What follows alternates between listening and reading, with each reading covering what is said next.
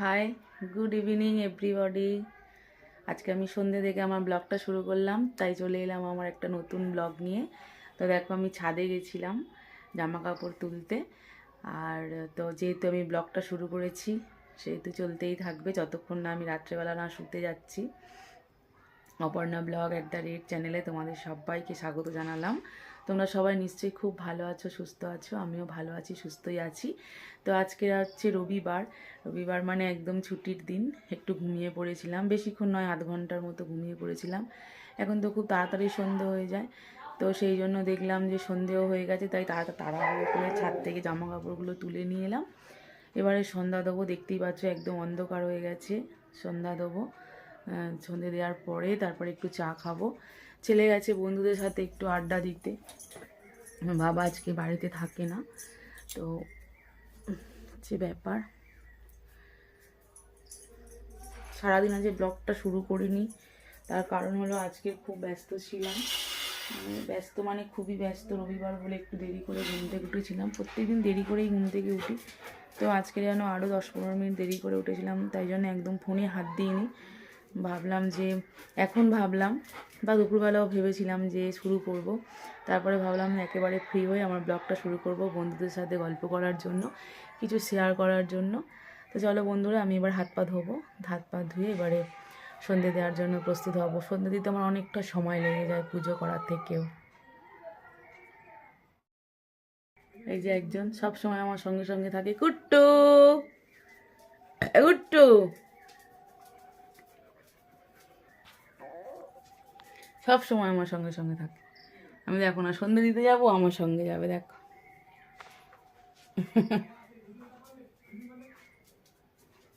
এই যে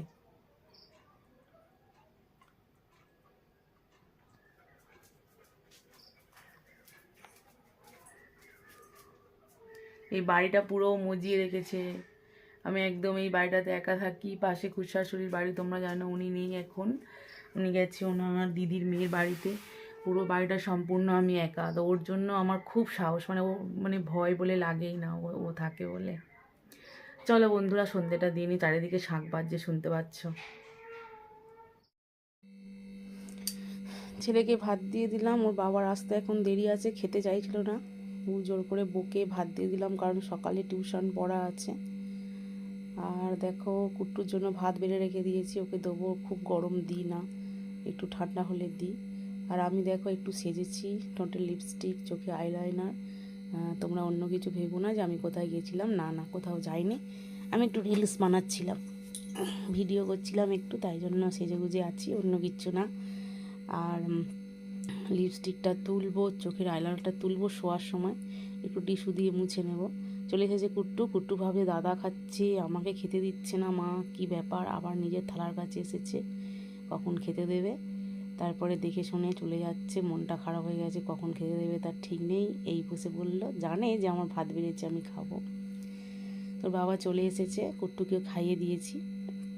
ওর বাবা চলে এসেছে, ওর বাবা আর আমি খাচ্ছি। ছেলের তো আগে খাওয়া হয়ে গেছে দেখলে।